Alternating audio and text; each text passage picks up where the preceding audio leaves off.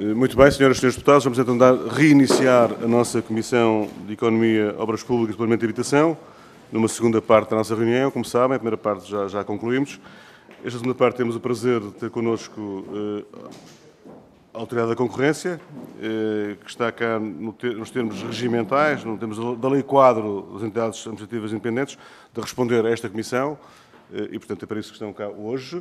Eu agradeço o facto de estar cá o professor Dr. Nuno Cunha Rodrigues, que é o Presidente da Autoridade da Concorrência, o professor Miguel Moura e Silva, membro da Administração, e a doutora Ana Sofia Rodrigues, também do Conselho de Administração, connosco também.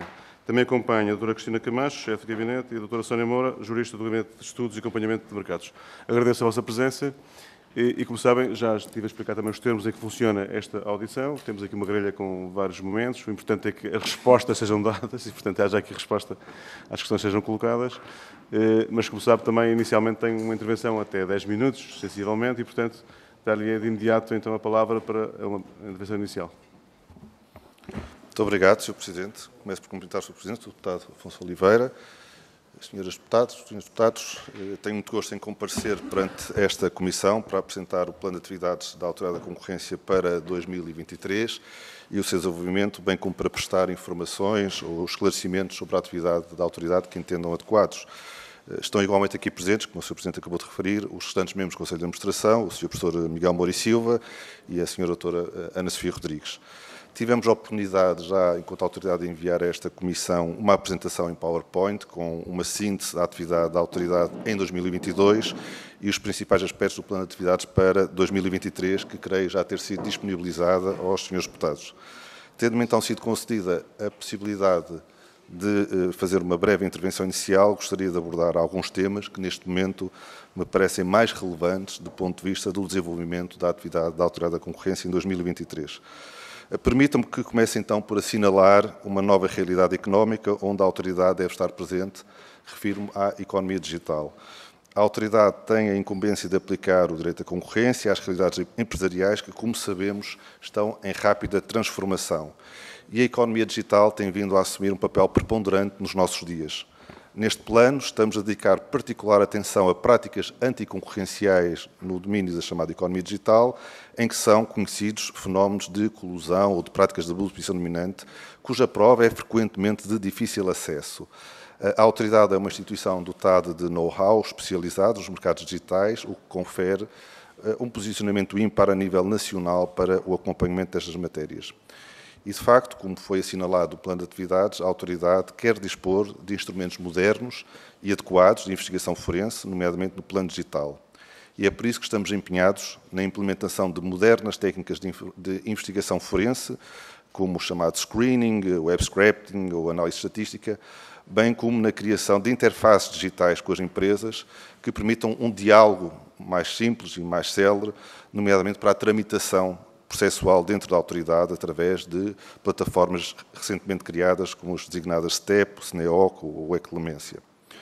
Por outro lado, ao nível da contratação pública, a autoridade irá continuar a dar atenção a este setor, uma vez que ele tem uma especial relevância, atento o seu peso no produto interno bruto, que representa em média, dentro da União Europeia, e varia de Estado-membro para Estado-membro, cerca de 14% a 18% do PIB dos Estados-membros. E esta é uma área, a contratação pública, que é também sensível ao surgimento de cartéis, já que a nível mundial estima-se que em cerca de 20% dos cartéis surgem no contexto da chamada contratação pública. E, por outro lado, importa também sublinhar que o combate aos cartéis na contratação pública permite atingir poupanças significativas ao erário público, à despesa pública. E, por isso, pretende-se manter o foco no combate aos cartéis neste contexto. Num outro domínio, a autoridade pretende também acompanhar e investigar cartéis motivados pela pandemia ou pela pressão inflacionista, uma vez que sabemos que as empresas podem desenvolver práticas colusivas que visam aumentar os preços sob a capa disfarçada da inflação, o que merece também uma atenção permanente por parte da autoridade. Tudo isto visa, afinal, salvaguardar o bem-estar do consumidor, em particular as famílias e os cidadãos, que sentem direta e diariamente os efeitos da inflação no seu poder de compra. Mas também a defesa das empresas, que, estando situadas ao longo da cadeia de valor, podem também elas ser vítimas de práticas anticoncorrenciais. A autoridade irá manter-se ainda atenta também aos chamados setores em rede e outros setores objetos de regulação, tendo presente o atual cenário macroeconómico e sempre em articulação neste contexto com as respectivas entidades reguladoras setoriais. Destaco ainda a atuação que tem sido desenvolvida e que irá continuar a ser desenvolvida no contexto dos chamados mercados laborais. É que no âmbito de disrupções várias que atravessamos, e em que os mercados laborais não são exceção, é fundamental assegurar que os trabalhadores não são privados das oportunidades que um mercado de trabalho aberto e concorrencial lhes pode oferecer. A interação entre a concorrência e os mercados de trabalho tem ganho, portanto, uma especial preponderância a nível global e a autoridade está a prosseguir, e já concluiu, aliás, investigações que visam garantir mercados de trabalho concorrenciais e abertos. Numa outra área de atuação, recordo que a autoridade tem também poderes na apreciação de operações de concentração que visam averiguar se estas são aptas a criar ou não os chamados entraves significativos à concorrência efetiva. Esta análise é, por vezes, bastante complexa e até morosa, diria, uma vez que as decisões podem impactar decisivamente no funcionamento de mercados, pelo que devem ser robustas. E nesta sede, a autoridade está naturalmente atenta também a eventuais práticas de chamado gun jumping, ou seja, de operações que não são notificadas à autoridade e que são implementadas, portanto, antes da notificação ou da emissão de uma decisão por parte da autoridade da concorrência. Permita-me ainda que assinale uma outra dimensão da atividade da autoridade da concorrência, a chamada advocacy. Com efeito, a autoridade pode influenciar o comportamento dos mercados através de recomendações e orientações que abrangem diversos setores da economia. Frequentemente, estas recomendações, estas medidas, visam eliminar barreiras à entrada, que são muitas vezes criadas até por via legislativa e que podem ser expurgadas na sequência de recomendações formuladas pela autoridade. Paralelamente, há orientações que são também transmitidas pela autoridade e que são fundamentais para que as empresas e todos os cidadãos compreendam e assimilem o valor da concorrência. Neste domínio, gostava de destacar as recentes recomendações da Autoridade da Concorrência relativas à cadeia de valor dos bens de consumo, que foram já elaboradas e publicadas no decurso do mandato que iniciei no passado mês de março. Estas recomendações visam sensibilizar de forma pedagógica as empresas presentes ao longo da cadeia de valor dos bens de consumo para a importância de adotarem estratégias de mercado alinhadas com as melhores práticas de concorrência. Em concreto, e para combater a tendência inflacionista, a autoridade recomendou às empresas que revejam periodicamente a atuação comercial de forma a evitar comportamentos suscetíveis de violar o direito da concorrência ao longo da cadeia de valor. A autoridade procurou, nessas recomendações, explicar hipotéticas práticas restritivas da concorrência, de natureza horizontal, vertical e híbrida, proibidas pela lei da concorrência, incluídas as passíveis de surgirem no âmbito das relações entre fornecedores e distribuidores, tal como os vulgarmente designados, no âmbito do direito da concorrência, Resale Price Maintenance ou Hub and Spoke. Tudo isto visa, afinal, contribuir para a formação de preços mais baixos pagos pelas famílias na aquisição de bens de consumo. Permita-me ainda que destaque aquilo que considero ser um marco institucional na atividade da Autoridade da Concorrência. É que a autoridade comemora, em 2023, 20 anos de existência, durante os quais se afirmou como uma das mais ativas e prestigiadas a nível mundial. O percurso dos últimos 20 anos da autoridade reforça, por isso, a responsabilidade que temos de estarmos próximos das populações locais. E, tendo presente esta realidade, lançamos, já no decurso do meu mandato, uma iniciativa que irá percorrer todos os distritos e regiões autónomas e que designamos justamente 20 anos, 20 cidades, a concorrência vai até si. Queremos, desta forma, estar mais perto das comunidades empresariais locais, dos consumidores, dos contratantes públicos, dos trabalhadores e dos cidadãos, para, em cada distrito e região autónoma, fazer pedagogia de concorrência e também para ouvir todos os interessados, o que queremos ser benéfico para a sociedade em geral. O lançamento desta campanha realizou-se no passado mês de maio em Santarém, simbolicamente porque é a cidade que acolhe o Tribunal da Concorrência, Regulação e Supervisão, com grande sucesso, permitam-me assinalar, e irá prosseguir com sessões já programadas ao ritmo de uma por mês nos 18 distritos e 2 regiões autónomas do país. Bom, senhoras e senhores deputados, é tempo de concluir, eu procurarei respeitar aquilo que me foi atribuído em termos cronológicos. Procurei abordar alguns aspectos essenciais para a atividade da Autoridade da Concorrência no decorrer deste ano de 2023, através da qual pretendemos salvaguardar e promover a concorrência em prol de uma economia nacional sã e desenvolvida. Coloco-me então agora à inteira disposição de Vossas Excelências e agradeço a atenção que me dispensaram. Muito obrigado. Muito obrigado, Sr. Professor Dr. Nuno Cunha Rodrigues. Sr. Deputado Bruno Dias, por aqui feito. Uma interpelação à mesa, Sr. Presidente. Antes de entrarmos nas perguntas, eu queria fazer um pedido que é frequente nestas audições. A apresentação inicial. A intervenção inicial é particularmente clara e estruturada, permite identificar, de facto, os destaques e as questões que sublinhamos das apresentações e dos relatórios, se fosse possível. Tenho já aqui a anuência, já percebi a anuência, e, portanto, haverá aqui uma distribuição, então, de imediato da informação a todos os seus deputados. Pedia, então, fosse feito isso. Está bem. Obrigado, então, agradeço. Muito bem, então, nesta sequência, haverá aqui uma primeira ronda de intervenções, de questões a colocar pelos parlamentares. Cabe ao PST iniciar esta fase inicial de questões. Tenho informação que o Sr. Deputado Márcio Passos partilhará com o Sr. Deputado Carvalho. O Sr. Deputado Márcio Passos tem a palavra, tem 7 minutos em conjunto para colocar as questões. Faz favor. Muito obrigada, Sr. Presidente. Sr. Presidente Nuno Rodrigues, é um gosto tê-lo cá e começo por, naturalmente, cumprimentá-lo e desejar-lhe votos de bom mandato nesta que é a sua primeira audição nesta Casa. E, naturalmente, sim, mas depois da eleição... muito bem, muito bem. Na Comissão de Economia, então, é a primeira. E também cumprimentar os demais membros da Autoridade da Concorrência, a quem, naturalmente, também desejo um bom mandato. Sr. Presidente, quer numa audição que teve cá, previamente à sua eleição, quer há dias em Santarém, o Sr. Presidente transmitiu preocupações e definiu algumas prioridades. Já falou até de algumas delas aqui. E uma delas foi a necessidade de proceder à avaliação das decisões nos processos instaurados pela Autoridade da Concorrência, nomeadamente quando assistimos recentemente ao Tribunal Constitucional a anular as buscas feitas pela ADC ao Pingo Doce e ao Jerónimo Martins por não terem sido autorizados por um juiz de instrução, mas apenas pelo Ministério Público. E tais decisões da Autoridade da Concorrência implicaram a condenação de várias empresas em coimas de valor muito avultado, as quais são agora postas em causa. E isto, como sabe, tem um impacto negativo nos recursos financeiros das empresas, e o que eu lhe pergunto, Sr. Presidente, é se já fez a análise, essa tal análise da eficácia e da regularidade de tais decisões e se já definiu procedimentos futuros para que se evitem que decisões da Autoridade da Concorrência que implicam a disponibilização de avultados meios financeiros das empresas sejam depois anulados em recurso judicial.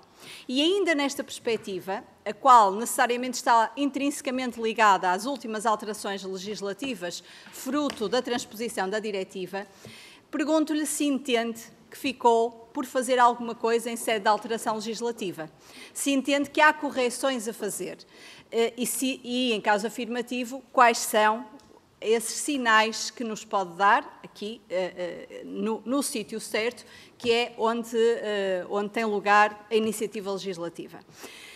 Em 2023, como o Sr. Presidente já referiu, a Autoridade da Concorrência comemora 20 anos e, sob o lema 20 anos, 20 cidades, o Sr. Presidente quer ir, como aqui acabou de referir e de reiterar, a 20 cidades e realizar 20 sessões de proximidade com as empresas.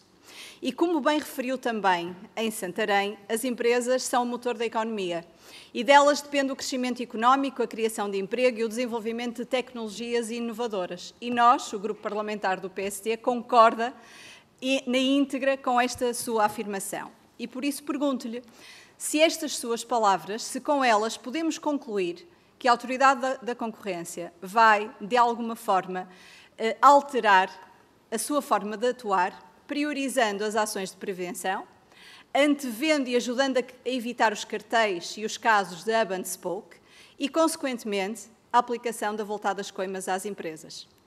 Uma das áreas que o Sr. Presidente indicou como prioridade para a afetação dos recursos foi o desenvolvimento das capacidades da Autoridade da Concorrência para detectar práticas anticoncorrenciais. Pergunto-lhe, por isso, o que é que está pensado para este efeito. E ainda, e porque o desenvolvimento das empresas depende também de um sistema de justiça eficaz, pergunto, Sr. Presidente, como é que isso se conjuga com a morosidade elevada dos tribunais administrativos e fiscais e que recomendações o Sr. Presidente, na qualidade de Presidente da Autoridade da Concorrência, pretende fazer sobre este assunto. Muito obrigada. Muito obrigado, Sr. Deputado Márcio Passos. Sr. Deputado Carvalho, por favor. Muito obrigado, Sr. Presidente. Renovo os cumprimentos do meu grupo parlamentar, Sr. Presidente Ana Come, novamente aqui connosco. Eu queria felicitá-lo... Autoridade da Concorrência, não é, Anacom? Eu vou-lhe perguntar pela Anacom, por isso é que... Da concorrência, sim, peço desculpa. Eu queria cumprimentá-lo porque faz menção a uma coisa que sabe que é importante para nós, que é a economia digital. E a primeira pergunta tinha, de facto, a ver com a Anacom, e é por isso dei a confusão, porque nós temos vivido aqui no Parlamento, no fundo, no que dá suporte à economia digital, que são as redes de comunicações e são as telecomunicações em si, nós temos vivido uma verdadeira novela aqui no Parlamento, há muitos anos, em que cada vez que o regulador das telecomunicações, e aí a Anacom, vem ao Parlamento, acusa o setor, ou diz que, e pede ao Parlamento que haja porque existe falta de concorrência no setor, porque o setor precisa de mais concorrência, porque há combinação de preços, porque é preciso novos entrantes, porque é preciso novas regras nas leis das telecomunicações, e o setor tem outra versão dos factos, como eu estou certo de que o Sr. Presidente da Autoridade da Concorrência tem acompanhado. E a minha primeira pergunta é se existiu algum reporte oficial da Anacom à Autoridade da Concorrência e qual é que tem sido a ação da Autoridade da Concorrência nesta matéria, porque nós não podemos continuar assim, como imaginará, em que estamos permanentemente, há quase 2 anos, a viver aqui 2 versões, um combate ao vivo no Parlamento que, enfim, não é do interesse comum. Depois, quanto ao que já lhe felicitei, do esforço que a ADC vai fazer para vigiar a economia digital, eu queria aproveitar essa oportunidade para lhe perguntar materialmente aqui em 2 ou 3 aspectos. O primeiro, quanto à neutralidade da internet. Nós ainda vivemos com pacotes de dados móveis e ofertas que são dadas ao mercado em que, por exemplo, para o Facebook, ou para o WhatsApp, ou para o Instagram, os dados móveis são gratuitos, enquanto que para possíveis concorrentes destas empresas os dados móveis não são gratuitos. E, portanto, isto constitui um problema de concorrência digital que eu gostava de perceber como é que poderá ser resolvido com a ação da Autoridade da Concorrência.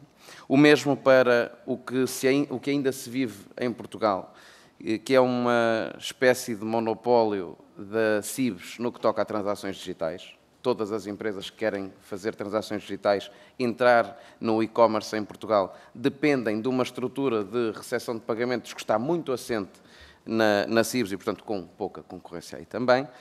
E, por fim, tendo a ver também com esta vertente da distribuição e do e-commerce, no que toca à possível constituição dos chamados monopsonies, portanto, de práticas anticoncorrenciais de quem já tem lojas online, vou dar o exemplo da Amazon, passando a publicidade, em que o algoritmo escolhe colocar alguns produtos de alguns comercializadores primeiro do que outros. Primeiro significa que os outros às vezes aparecem na pesquisa 10 ou 15 páginas depois, muito lá para o fundo, e portanto ficam vedados ou quase vedados aos olhos do cliente. Isto constitui também uma prática anticoncorrencial que eu gostava, no fundo, neste capítulo da economia digital, de perceber como é que a Anacom vai avaliar e vai... A Anacom não, a Autoridade da Concorrência. Peço desculpa. Muito obrigado, Sr. Deputado Carvalho. Muito bem. Sr. Presidente da Autoridade da Concorrência, professor Dr. Nuno Cunha Rodrigues, tem então 7 minutos para responder às questões. Penso que será suficiente 7 minutos. Muito obrigado, Sr. Presidente. Vou tentar em 7 minutos, não sei se serão suficientes, porque foram muitas as questões e interessantes as questões que foram aqui colocadas e agradeço à Sra. Deputada Márcia Passos e ao Sr. Deputado Hugo Carvalho. Começando pela Sra. Deputada Márcia Passos, e se eu bem tomei nota de tudo aquilo que me perguntou. Relativamente à avaliação das decisões da autoridade, bom, houve decisões que foram tomadas no passado e foram bem tomadas pelo anterior Conselho. Vamos ver quais são as decisões judiciais e, face às decisões judiciais, que temos que extrair as nossas conclusões. Falou-me aí de uma questão de Tribunal Constitucional, 2 acordos do Tribunal Constitucional. Em primeiro lugar, são acórdãos isolados, portanto, eles não têm força obrigatória geral, como sabe. São acórdãos que, obviamente, causam alguma apreensão na Autoridade da Concorrência, na medida em que estão em causa buscas que a autoridade fez e a apreensão de prova que fez no contexto dessas buscas e que foram feitas através do mandato emitido pelo Ministério Público. Isso é o que está previsto na Lei da Concorrência, como sabe, a Lei da Concorrência foi aprovada, a Lei 19 de 2012, em 2012, portanto há cerca de 11 anos. O problema agora está-se a colocar, nós estamos a apreciar tudo isto. Pergunta à senhora deputada se isto implica alterar a lei da concorrência. A meu ver, sim, é necessário retificar, é necessário alterar. Os senhores deputados aprovaram ano passado, em agosto de 2022, a lei.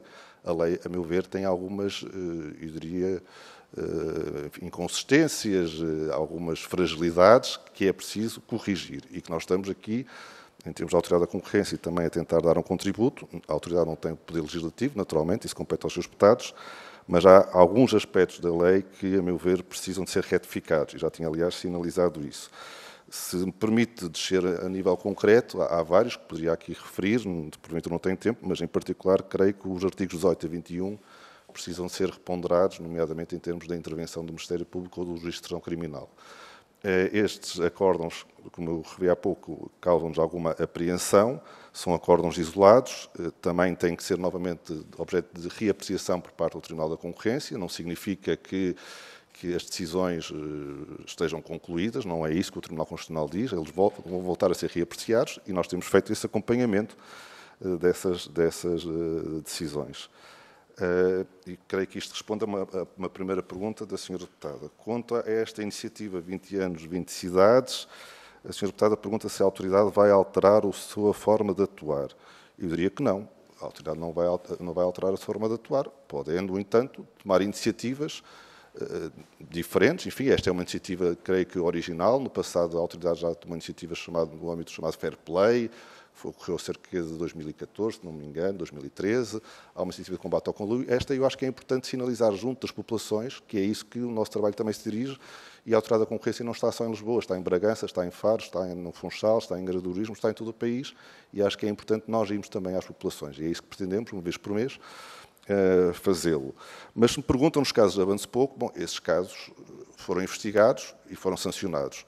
Mas justamente com essa preocupação também, que eu creio que estava refletida na sua pergunta, de termos uma intervenção pedagógica, a autoridade, já no decurso do meu mandato, emitiu uma recomendação, como eu tive a ocasião de referir na intervenção inicial, sobre as cadeias de valor relativas aos bens de consumo, onde se procura explicar de forma pedagógica às empresas o que é que não devem fazer, procurando prevenir práticas anticoncorrenciais. No entanto, se elas continuarem a verificar-se, a autoridade continuará a atuar como atuou no passado e bem. E, portanto, não é circunstância de eu estar aqui ou não que vai implicar uma modificação da forma de atuar. É assim que eu vejo a autoridade deve intervir no âmbito da sua função essencial e, enfim, também não quero amassar muito, há discussões até e trabalhos científicos interessantes sobre o papel das autoridades da concorrência por toda a Europa, se tem um papel de advocacy, se é um papel de investigação. Eu acho que é um papel complementar e é esse que a autoridade deve ter. A senhora deputada perguntou-me como é que vamos detectar, em termos de novos métodos de investigação forense, não é o que é que está por ser proposto. Internamente, dentro da autoridade, temos muito trabalho, eu tenho tido bastante trabalho e bem, e, portanto, procuro também dar um contributo dentro da autoridade, e já foram estabelecidas equipas multidisciplinares para percebermos, no fundo, os custos e as formas que temos de proceder a novos métodos de investigação forense para responder à economia digital e aos problemas concorrenciais que surgem nesse contexto. Os cartéis já não se fazem com base em papel, já não se fazem em café, já não se fazem-se em ambiente digital e é, portanto, preciso dotar a autoridade de formas de investigação mais sofisticadas e que acompanhem, de facto, também essas novas práticas em ambiente digital. E para isso temos equipas multidisciplinares que envolvem quer juristas, economistas, informáticos, que vão procurar dar resposta a estas questões. A senhora deputada depois assinalou aqui a morosidade dos tribunais administrativos e fiscais, se me permite, enfim, há questões que sabemos de morosidade dos tribunais administrativos e fiscais e, no caso da Autoridade da Concorrência, aquele tribunal com que tipicamente dialogamos é o Tribunal da Concorrência em Santarém. E aí eu diria que não há uma morosidade excessiva, portanto, a Justiça tem o seu tempo e o tempo do Tribunal de Santarém tem sido o tempo adequado a responder.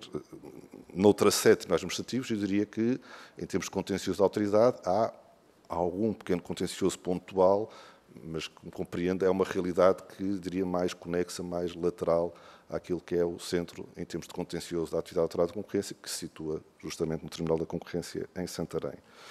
Procurando, Sr. Presidente, responder agora ao Sr. Deputado Carvalho, que também tem muito gosto aqui. Sim, mas com uma margem. É importante que as respostas sejam dadas. Não é? Uma margem. Estou a procurar seguir e se alguma coisa tiver por responder, pedia que me sinalizassem. O Sr. Deputado Carvalho, as questões que coloca sobre a ANACOM e sobre a relação das comunicações são muito interessantes e levava aqui até uma espécie de enquadramento geral do que é a relação setorial e do que é a relação transversal perseguida pela Autoridade da Concorrência. A relação setorial, tipicamente, não quer dizer assim, é uma relação ex ante, portanto, é uma relação que visa procurar definir as condições estruturais de funcionamento do mercado. A relação da concorrência, tipicamente, depois vou ressalvar isto, é uma intervenção ex post, ou seja, que visa verificar se a atuação dos agentes do mercado está a respeitar ou não a lei da concorrência, e se não estiver a respeitar, implica sancionar os agentes do mercado. É claro que essa intervenção autoridade também pode ser ex ante num domínio chamado controle prévio de concentrações. E, portanto, aí a autoridade é muitas vezes chamada a apreciar operações de concentração nos diversos setores, nomeadamente no setor das comunicações. E há, neste momento, uma operação de concentração que está a ser apreciada pela autoridade, justamente, em que a autoridade irá verificar, naquele caso, se a operação em si cria ou não, como eu referi na intervenção inicial, entraves exclusivos à concorrência efetiva. E, nesse contexto, a autoridade está obrigada a pedir um parecer à ANACOM, para que a ANACOM também se pronuncie, e poderemos, a operação ainda estar a ser apreciada, vir a extrair conclusões quanto a essa operação. É evidente que são conclusões quanto à operação em si, não dizem respeito às condições estruturais de funcionamento do mercado, e isso, novamente, é um papel que compete ao regulador setorial, mas, portanto, a autoridade está atenta também ao setor das comunicações, no contexto, agora, específico de uma operação de concentração, que é público, e a autoridade até já, e que está a acontecer, e onde há um diálogo com a ANACOM, que é obrigatório por lei. Se me pergunta, Sr. Deputado, se houve um diálogo, ou seja, se houve um reporte da ANACOM relativamente a práticas anticoncorrenciais no setor das comunicações, que é uma questão diversa, não é? Não nos foi comunicado, não nos foi transmitida a existência de indícios que permitam verificar suspeitas de cartelização que mereçam ser investigadas e aprofundadas pela Autoridade da Concorrência. A pergunta do Sr. Deputado foi se havia esse reporte, diria que não. O que é que a autoridade tem feito mais sobre isto? Enfim, a autoridade tem já, historicamente, mesmo anterior ao meu mandato, uma chamada Task Force Digital, ou seja, uma equipa que está a acompanhar em permanência estas questões de economia digital, a diversos níveis, por exemplo, estou-me a recordar até ao próprio nível legislativo. Como sabe, a União Europeia aprovou 2 regulamentos muito importantes, o chamado DSA e o DMA, o Digital Services Act e o Digital Markets Act, e que terão impacto também no funcionamento da autoridade e que, portanto, nós temos feito esse acompanhamento. Pergunta ainda ao Sr. Deputado quanto à neutralidade das ofertas. É um problema típico dos chamados setores em rede, dos efeitos de rede que se geram e que estão estudados e que acontecem no setor da eletricidade, no setor das comunicações. Sempre que há setor com infraestrutura, isso acontece, mas novamente voltamos à questão do diálogo prévio, de regulação ex post, e creio que essa é uma função que deve ser a ANACOM, em termos de definição das condições estruturais do mercado, a acompanhar. Depois pergunta ainda ao Sr. Deputado, em termos de CIVs, creio, enfim, eu creio que não devo falar sobre processos em concreto, que estejam em curso, mas no que diz respeito aos serviços de pagamento, a autoridade fez inúmeras recomendações. Trago aqui uma listagem, que depois poderei ter mais em detalhe dar ao Sr. Deputado. Em setembro de 2022, a autoridade emitiu uma recomendação sobre a importância da chamada neutralidade concorrencial na escolha de meios de pagamento aceitos pelo Estado. E a neutralidade concorrencial é um princípio de intervenção do Estado e, portanto, não deve levar a que o Estado conceda uma vantagem em termos de serviços de pagamento à empresa A ou à empresa B, e, portanto, deve fomentar e assegurar que, nomeadamente, o Estado permite que os serviços de pagamento sejam assegurados por qualquer empresa, através de diversas formas, seja, enfim, não quero também usar aqui nomes de empresas, mas wallet, seja, enfim.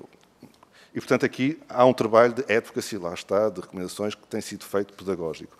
Em termos de práticas concorrenciais, como eu disse, enfim, eu tenho, aliás, um dever de reserva, que me é imposto por lei, portanto, não queria estar aqui a falar. Em termos da questão dos monopsónios, do monopsónio, o chamado poder de monopsónio, que é uma questão interessante, que, enfim, que já em tempos de trabalhei, tem a ver até com a noção da atividade económica, e para efeitos da concorrência, a atividade económica significa oferta de serviços de um determinado mercado, mas a procura também está incluída na oferta, e, portanto, o poder de monopólio, que é típico, que é uma ótica típica de olhar para os problemas concorrenciais que acontece, também se verifica com o poder de monopsónio, não é? A questão que me colocou é o nível da Amazon, e aqui já entramos depois na intervenção não na Autoridade da Concorrência. Eu creio que essa é uma questão de intervenção já da Comissão Europeia, no que há a afetação do comércio entre Estados-membros, e, portanto, a autoridade está atenta também ao poder de monopsónio que deverá estar em qualquer setor. A questão da Amazon já é uma questão de Comissão Europeia, porque está em causa a afetação do comércio entre Estados-membros. Naturalmente, a autoridade podia olhar para isso, mas rapidamente a Comissão Europeia iria avocar um processo de investigação à Amazon se nós eventualmente o fizéssemos, como já aconteceu num outro caso, que foi iniciado, a economia digital, também é público, em que a Comissão Europeia avocou um processo que tinha sido aberto pela Autoridade da Concorrência. Sr. Presidente, muito obrigado. Muito obrigado, Sr. Presidente da Autoridade da Concorrência. Não interrompi e percebeu-se a importância do que tinha para dizer e, portanto, acho que foi mais importante não interromper. Cabe agora ao Grupo Parlamentar do Partido Socialista colocar as questões nesta primeira ronda. O Sr. Deputado Jorge Botelho tem a palavra até 7 minutos. Muito obrigado, Sr. Presidente. Saudar e cumprimentar o professor Dr. Nuno Cunha Rodrigues, o professor Miguel Moura e Silva e a doutora Ana Sofia Rodrigues e as pessoas que os acompanham nesta audição obrigatória ou regimental da Autoridade da Concorrência. Eu saudar todos os meus colegas deputados. Eu gostava de... em primeiro lugar, quero lhe felicitar pela apresentação que trouxe e com a identificação das prioridades, que vem na materialização em prioridades do Programa de Ação que tem para 2023 e, obviamente, a apresentação que aqui fez, que foi bastante exaustiva, apesar do pouco tempo, exaustiva, e também quero agradecer as respostas que deu à Sra. Deputada Márcia Passos, ao Sr. Deputado Nuno, do PSD, o Carvalho, que aqui estão, porque também, de alguma forma, contribuiu para eu tentar agilizar as perguntas que tinha para fazer. Eu gostava, a primeira questão é sobre a nova realidade económica, a economia digital. E na vossa documentação dizem que há uma prioridade que se está a assentar na economia digital e querem ter um outlook sobre esta matéria e querem ter uma intervenção muito determinada sobre as várias facetas da economia digital. A economia digital nos dias de hoje é muita coisa e a primeira pergunta é que se conseguir materializar dentro da prioridade da economia digital, quais são as prioridades? Porque até na pergunta que respondeu ainda há pouco sobre competências da União Europeia e competências das autoridades da concorrência nacionais, o que é que nos cabe aqui com prioridade da autoridade da concorrência e, obviamente, depois em articulação com os órgãos de política criminal, porque o que estamos aqui a fazer é tentar defender o mercado, tentar defender aqueles que ainda não estão no mundo digital e, obviamente, depois tentar defender os consumidores. Isso parece-nos muito interessante, porque é uma realidade, eu não diria emergente, eu diria, ou diríamos nós, que é uma realidade presente, onde deve ter uma fortíssima atuação daquilo que é a atividade que desenrola na economia digital. Eu não digo já em conexão com aquilo que é a segmentação da inteligência artificial para nos dar ali, irem ao encontro daquilo que nós queremos quando vamos para aí, mas quais eram as vossas prioridades de intervenção, também em função da economia portuguesa, das pequenas e médias empresas da economia portuguesa e dos consumidores portugueses. A segunda nota que eu gostava de dar é que me parece, ou nos parece, que há, de facto, uma atividade muito intensa da autoridade da concorrência em querer ir a todo lado e a querer assegurar um fair trade, em querer assegurar a defesa do consumidor e em querer assegurar os preços da comercialização, promovendo práticas anti-cartel, promovendo práticas restritivas de concorrência, prevendo ou monitorizando práticas de partilha de funcionários ou de colaboradores. Na prática é cartelização dos vários subsetores da atividade dentro do quadro económico. Bem, esta é uma questão que eu acho que é muito relevante, porque é mesmo atuar no segmento da economia onde outras autoridades também já funcionam, e eu gostava que também pudesse densificar que meios é que a autoridade da concorrência tem, ou que reforçou nos últimos tempos, ou que sinergias ou que parcerias estabeleceu para que a vossa atividade seja mais eficaz. E isso é tão mais importante porque não basta estar, digamos, a cavar um conjunto de atividades, porque quanto mais se investiga, mais se detecta. Essa é a questão importante. E depois é fundamental assegurar o follow-up dessa intervenção, porque para haver 0 contraordenações, basta que se faça 0 atividades, porque eu não acredito que alguém que anda a prevaricar cartelizando o mercado, que vá à Autoridade da Concorrência e diga: venham cá, estamos a cometer aqui uma grande ilegalidade. Por isso, é estes meios que são importantes, de acordo com que prioridades e com que setores de atividade é que estão mais balanceados, se nos podem dar essa nota. Depois, a questão da contratação pública. Já tem algum tempo de atividade, porque na última reunião que tivemos cá foi, de alguma forma, a apresentação das ideias gerais, e aquilo que eu gostava que nos disse é que se nos fizessem uma ideia de como é que funciona esta questão da contratualização pública. Há uma ideia que a contratualização pública é uma coisa opaca, de grandes grupos, e, de alguma forma, as regras são um bocado obscuras. Nós temos a legislação, se calhar, das mais avançadas do mundo para promover o mercado, e estamos sempre a dizer que é preciso agilizar, porque os processos são morosos, são ultra defensivos em relação às regras da contratação pública, e há quem diga que são excessivamente garantísticos em termos judiciais em relação aos procedimentos. A minha pergunta é muito simples, é se, já com o tempo que têm de mandato, se consideram que a contratação pública ou as regras da contratação pública não prejudicam a concorrência e não prejudicam aquilo que é a contratualização das empresas para criar emprego. Finalmente, uma última nota, que era se nos podiam fazer uma correlação entre a vossa atividade e a baixa da inflação.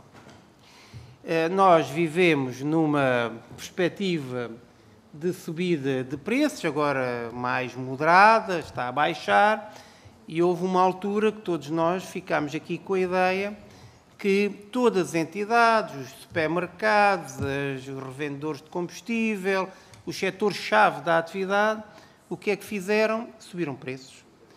E não ficámos bem a saber se a subida de preços foi mesmo assim só bem em função do contexto externo ou se foi mais qualquer coisa com isso.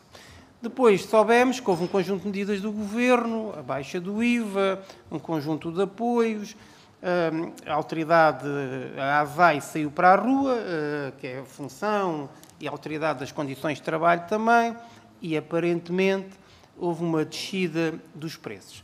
Na perspectiva da autoridade da concorrência, a minha pergunta é simples, é se o vosso trabalho, se consideram, se há alguma correlação entre a vossa atividade defensora do mercado, dos consumidores, do fair trade, de todas essas questões, isto é, a vossa presença, se faz com que as empresas, de alguma forma, tenham receio em aumentar o preço exponencialmente, porque a autoridade da concorrência está presente e agora até vai visitar os territórios em ações de pedagogia que nos parece muito interessantes.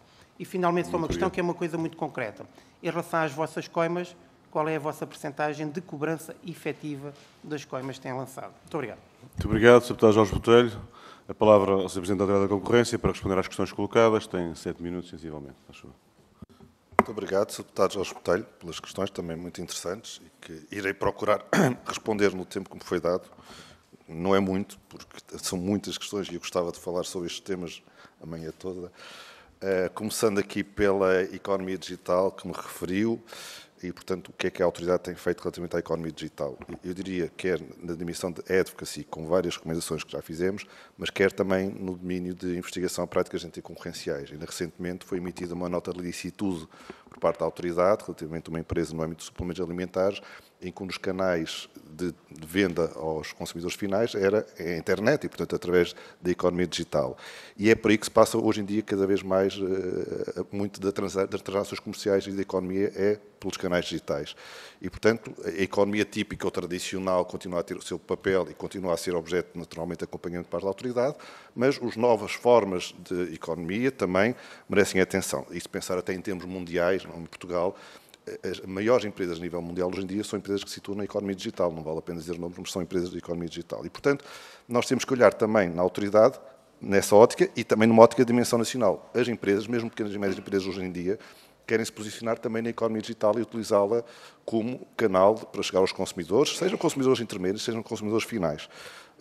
E, portanto, nós temos de estar atentos a isso, temos de estar atentos também a tudo o que se passa por trás desses canais, nomeadamente em termos de algoritmos, por aí fora, e é isso que a autoridade tem vindo a fazer. Tudo para, no fundo, promover a concorrência, para promover a pressão concorrencial nos mercados, para que as empresas procurem atuar e a concorrência se faça pelo mérito, a chamada concorrência pelo mérito, que é isso no final do dia que nos interessa, para termos não apenas preços mais baixos, mas também para termos mais inovação, melhores produtos, em benefício dos consumidores e em benefício da liberdade de escolha dos consumidores, que quanto maior for a sua opção, maior terão a capacidade, então, de fazer compras adequadas. Pergunta-me o Sr. Deputado que meios é que a autoridade tem. A autoridade tem diversas formas, acho que algumas, enfim, de investigar, de atuar, mas permita-me só aqui uma nota, quando o Sr. Deputado disse as empresas não vão dizer que participaram num cartel, vão justamente dizer, porque a lei da concorrência prevê o chamado Estatuto de Clemência, que permite às empresas que denunciem que participam em cartéis que fiquem isentas de coima. E o recurso à clemência é uma das formas que a autoridade tem de investigar casos. Há uma percentagem grande de casos, não apenas da autoridade da concorrência, mas até a nível da Comissão Europeia, em que a investigação começa com base em pedidos de clemência. Se o pedido de clemência for feito não estando no processo de inquérito aberto, a empresa pode beneficiar da isenção de coima.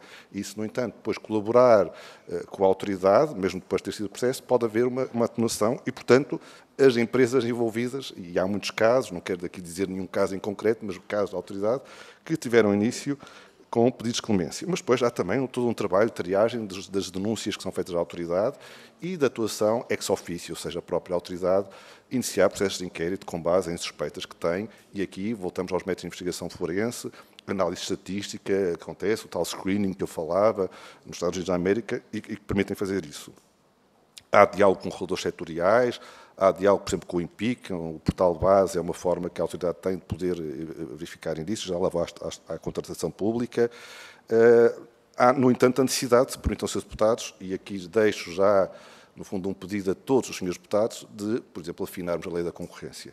Isso vai ser muito importante e aqui os seus deputados têm o poder legislativo e, portanto, é um trabalho que terá que ser feito, a meu ver, a curto prazo, de afinar a lei da concorrência.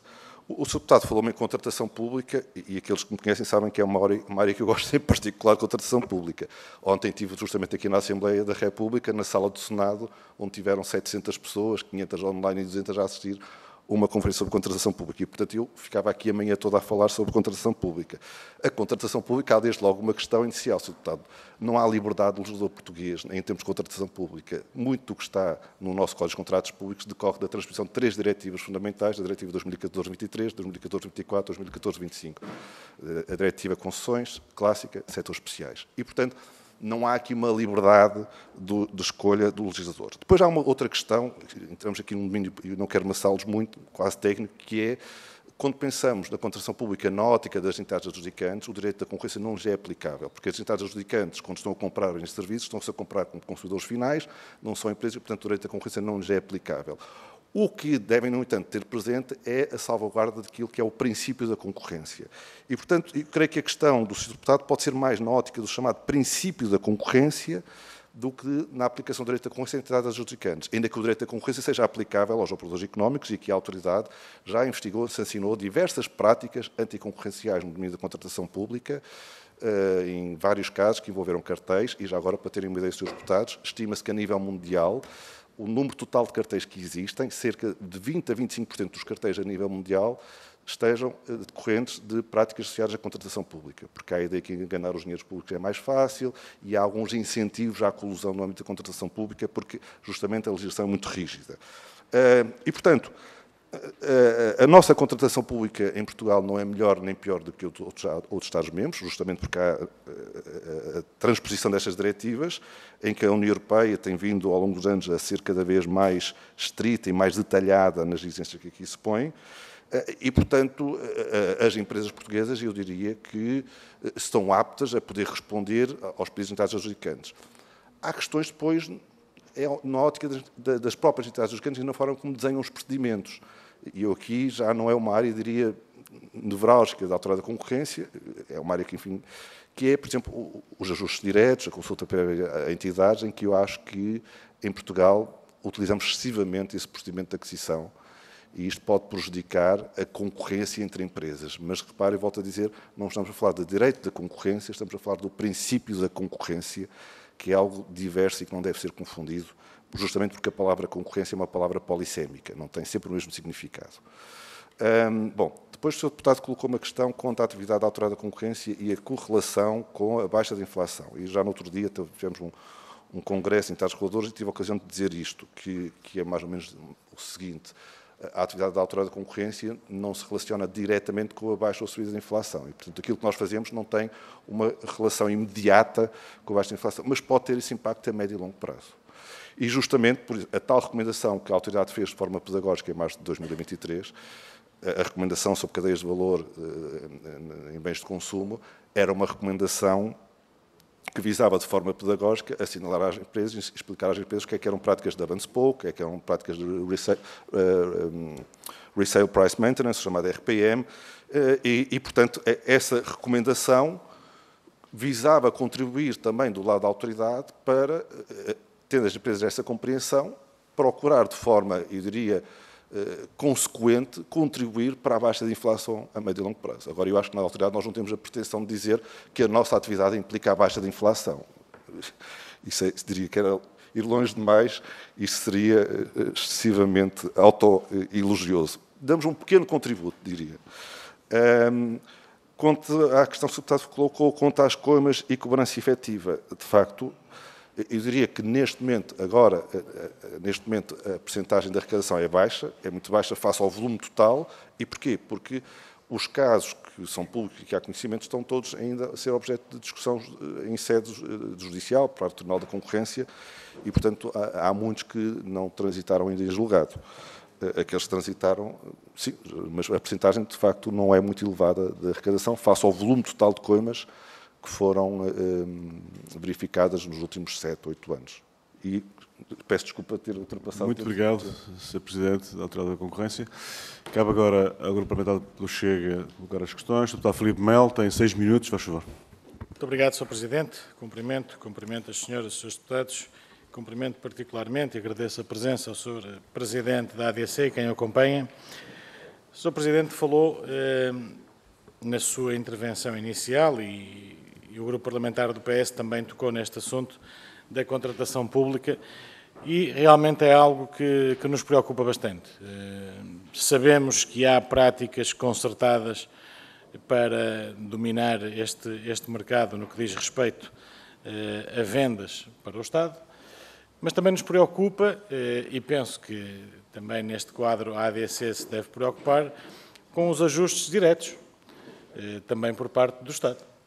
Contratação pública é uma coisa, ajustes diretos são outra, e também já por várias vezes tivemos reclamações sobre a forma como o Estado e as autarquias e o Governo Central usam e abusam desta prerrogativa da lei de fazer ajustes diretos. Naturalmente que decorre da lei e não pode ser feita aqui grande coisa, mas pergunto-lhe se é ou não também uma preocupação da ADC, mesmo decorrendo, como já foi referido, da lei. Depois há outro ponto que naturalmente gostava de lhe falar, que tem a ver com a distribuição alimentar. A distribuição alimentar ainda continua a ser um dos pontos-chave de preocupação dos portugueses em matéria de concorrência. E basta ver o caso recente da aplicação do IVA zero, em que alguns retalhistas e mesmo alguns pequenos comerciantes não aplicaram a 100% o IVA zero. A DECO faz um estudo em que de 44 produtos analisados, apenas 41 estavam efetivamente a ser taxados a 0%. E essas denúncias são recorrentes. E há quem fale, inclusivamente, não sei se o Sr. tem ou não esta percepção, de um arranjo de preços entre alguns distribuidores antes da entrada em vigor do IVA zero, para uma subida concertada desses mesmos preços, por forma a que, quando o IVA zero entrasse em vigor, a impactação fosse residual para essas marcas. Pergunto-lhe se tem essa noção, se estão a acompanhar e a monitorizar, naturalmente que sim, mas se já encontraram estes factos que acabei de lhe referir. Outro ponto que nos preocupa também bastante tem a ver com a questão da banca. E é outro setor que interfere fortemente com a vida dos portugueses, nomeadamente na parte do crédito à habitação, em que está a haver novamente uma guerra entre bancos, idêntica à que aconteceu antes da crise do subprime, em que se começa a baixar os spreads, em que se começa a acompanhar fortemente esta tendência competitiva entre a banca, mas até aqui não haveria problema nenhum, pelo contrário, é salutar para o consumidor. O pior é que a banca entra naquela disputa de transferências dos créditos e aí já tudo muda. Há bancos que limitam essas transferências e todos nós sabemos o porquê. A 2 ou 3 anos de início de contrato.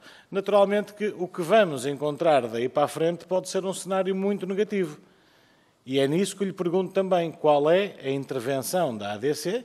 Naturalmente estão atentos a esta evolução em termos competitivos da banca, mas que, em princípio, a curto prazo beneficia, a médio e longo prazo pode não ser assim tanto. Isto é um chamativo para o crédito nestas condições. Há um banco, que eu me vou escusar a fazer publicidade aqui, que durante 2 anos mantém um spread promocional e ao fim dos 2 anos, isto para os contratos novos, ao fim dos 2 anos passa, em muitos casos, para o dobro o spread.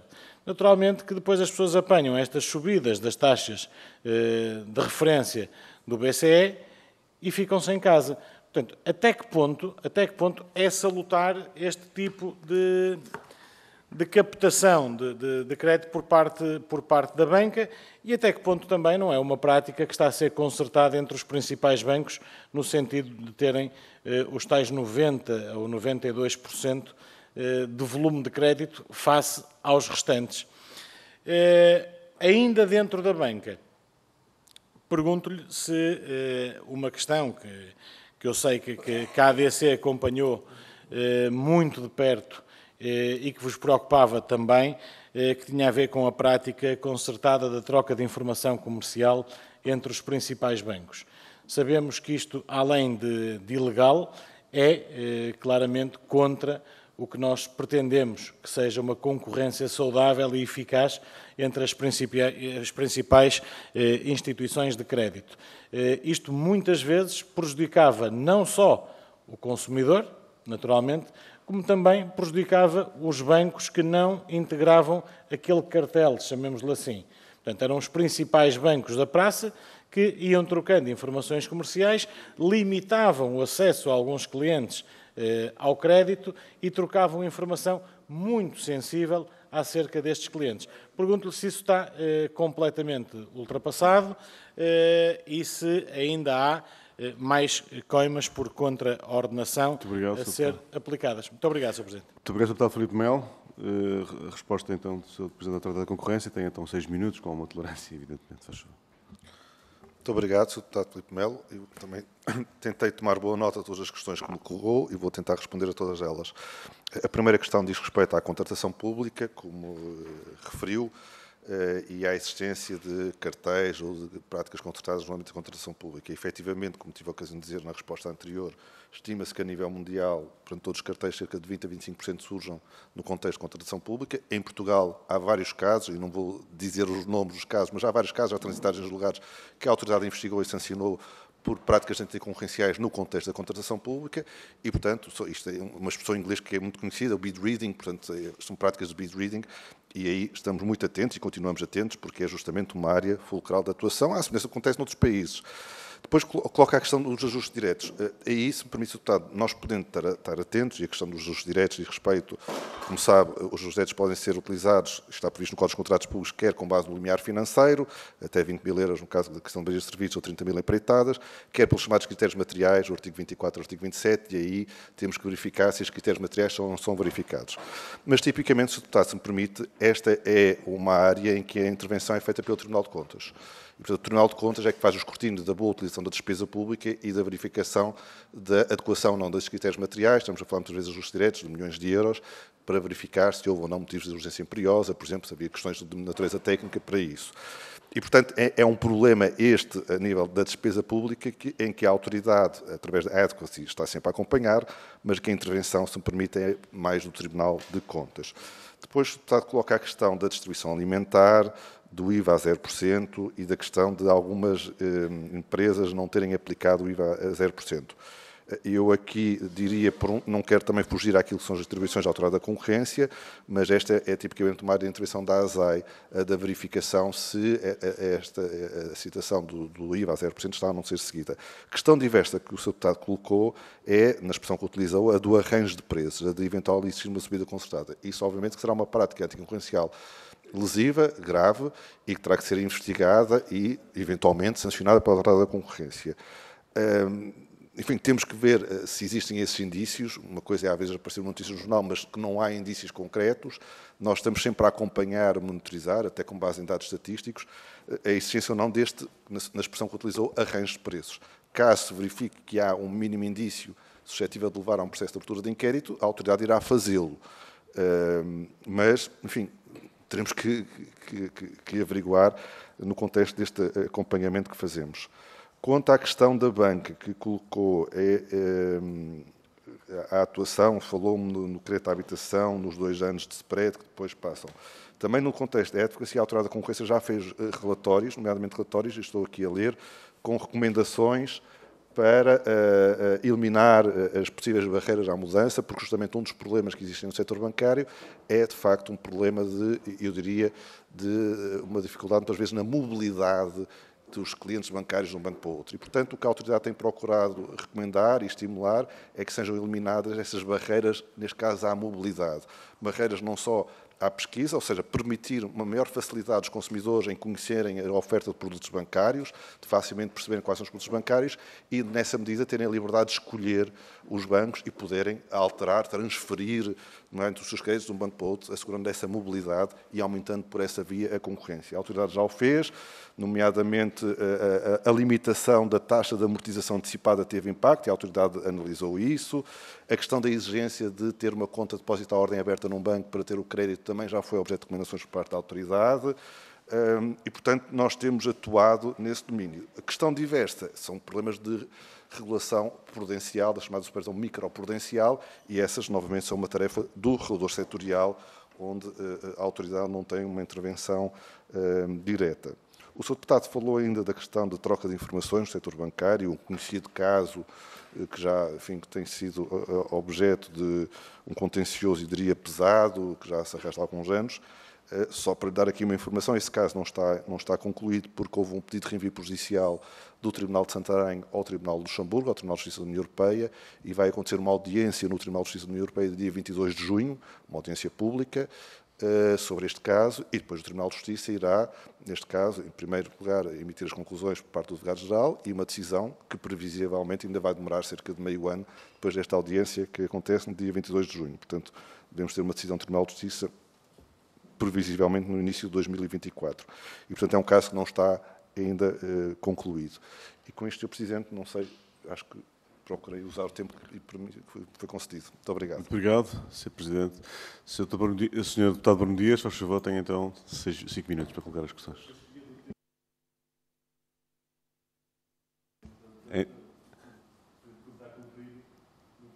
Mas pode responder, tem havido tolerância, como já percebeu, tem havido tolerância para as respostas.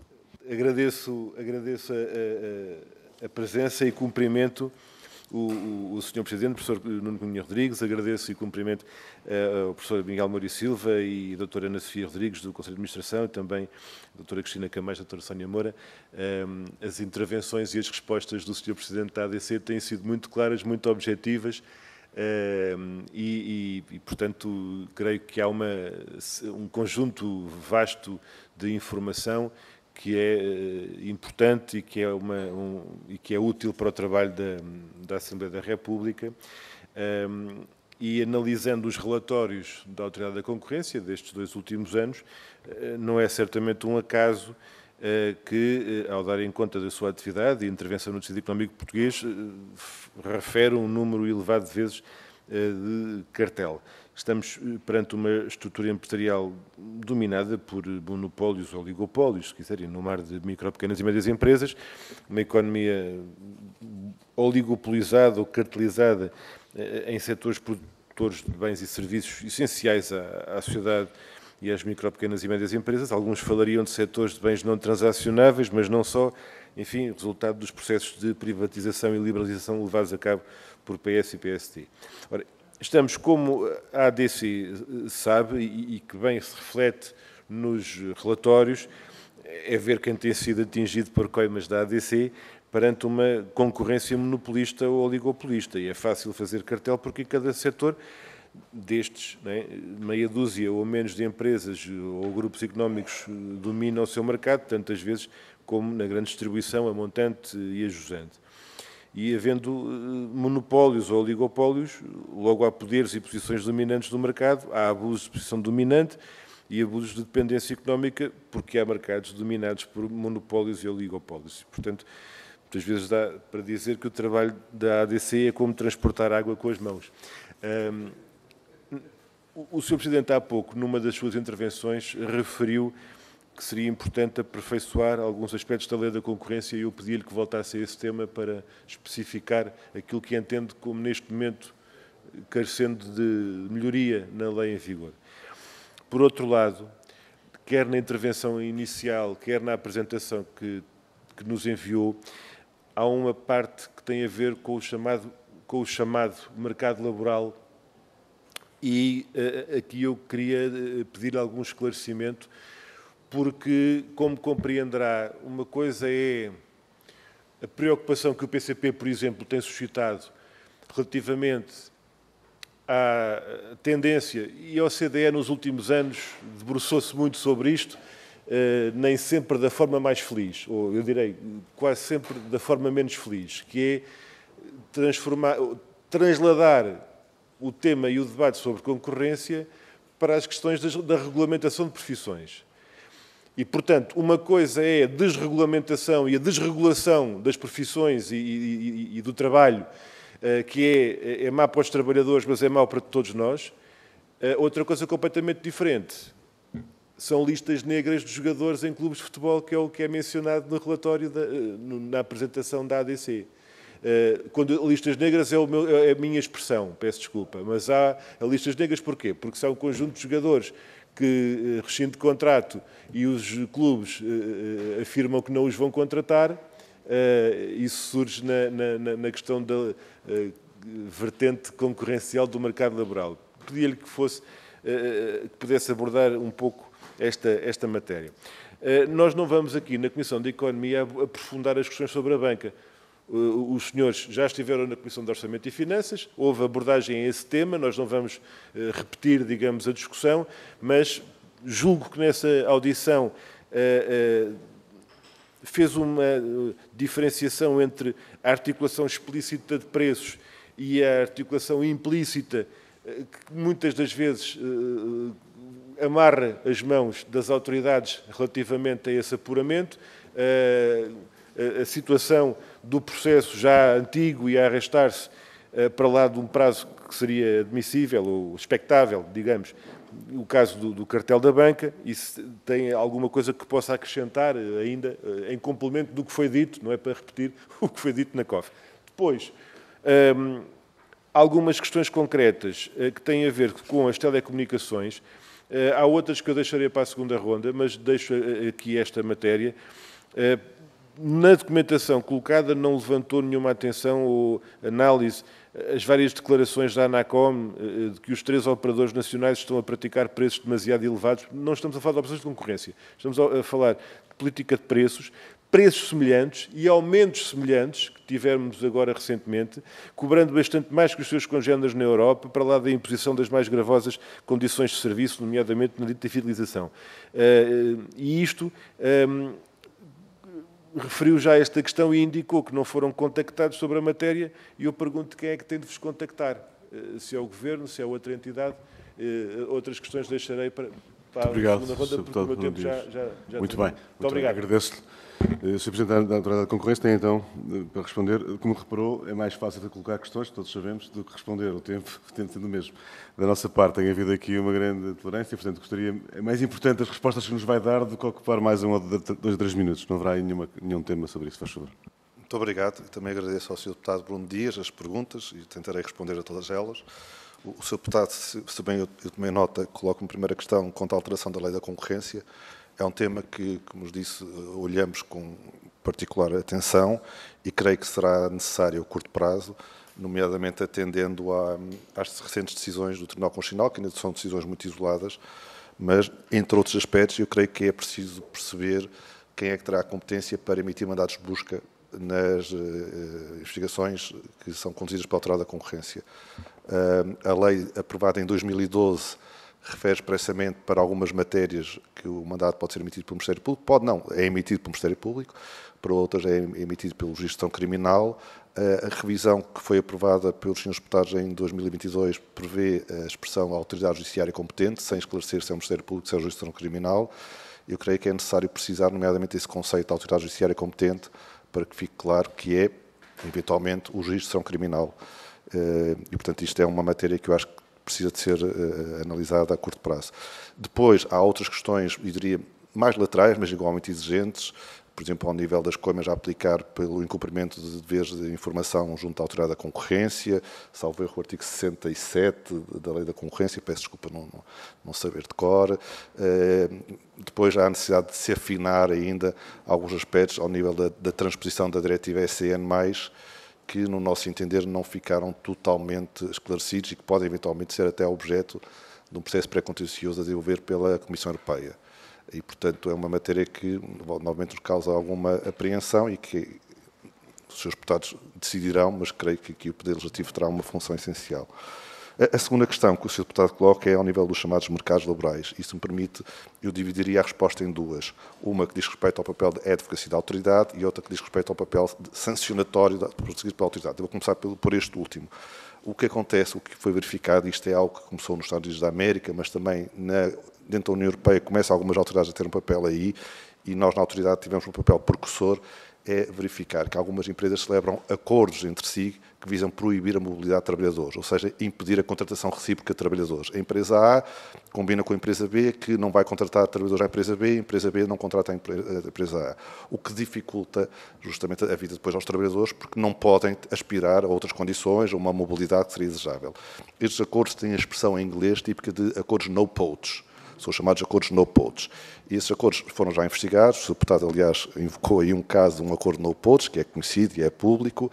Há outros que estão a ser analisados pela autoridade e, portanto, é uma realidade que, enfim, se verifica em alguns casos e que merece ser investigada pela autoridade e sancionada, porque justamente coloca em causa não apenas a dinâmica empresarial, mas inclusivamente os próprios trabalhadores da empresa que se veem impedidos dessa mobilidade. E, portanto, imagino que envolve todo um setor, os trabalhadores não têm qualquer hipótese. Isto diz respeito à área de sancionatória da autoridade. No domínio de advocacy, o Sr. Deputado falou aí da questão das profissões reguladas, em que o papel da autoridade é tentar emitir recomendações, nós não somos poder legislativo e, portanto, é só emitir recomendações, na esteira, por exemplo, do trabalho da OCDE, que visa tentar eliminar barreiras à entrada e fomentar uma política de concorrência, aumentar a concorrência, na medida que isso seja possível, em determinadas profissões reguladas. E, portanto, depois aqui as recomendações da autoridade podem não ser acolhidas e é um trabalho, novamente, que compete ao legislador desenvolver. Depois o Sr. Deputado falou-me aqui do setor da banca, falou-me da questão explícita ou explícita, e eu creio que a expressão que eu terei usado é de colusão explícita, colusão implícita. porque são expressões, no fundo, já técnica ao nível de direito à concorrência, porque a colusão explícita é condenada aos direitos à concorrência, a colusão implícita, o chamado comportamento paralelo, não é. E, portanto, quando estamos no mínimo de comportamento paralelo, situações em que não há qualquer elemento de articulação, de coordenação entre os concorrentes, essa prática não é punida.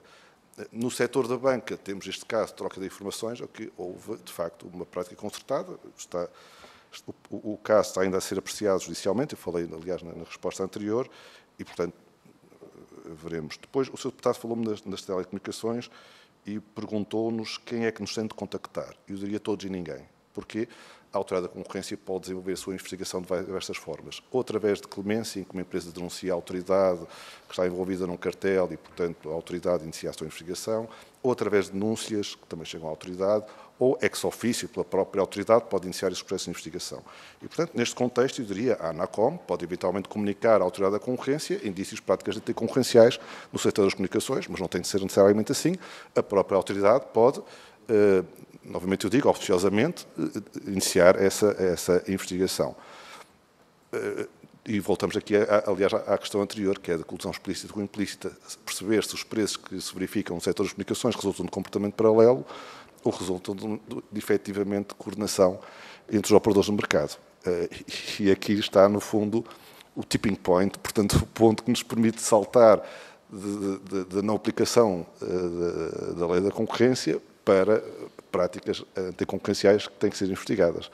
O que eu posso dizer é que nós estamos a fazer o nosso trabalho e continuamos a fazer o nosso trabalho e portanto, vamos continuar a analisar esta situação. Se a ANACOM nos quiser reportar, muito bem, mas responde diretamente, portanto, ninguém tem que nos contactar, mas se tiver informação que nos possa fazer chegar, tanto melhor para nos ajudar na nossa atividade. E queria ter respondido ao Sr. Deputado. Muito obrigado. Muito obrigado, Sr. Presidente da Autoridade da Concorrência. Dá concluída a primeira ronda. Temos agora uma segunda ronda, 3 minutos a cada grupo parlamentar, e depois resposta conjunta.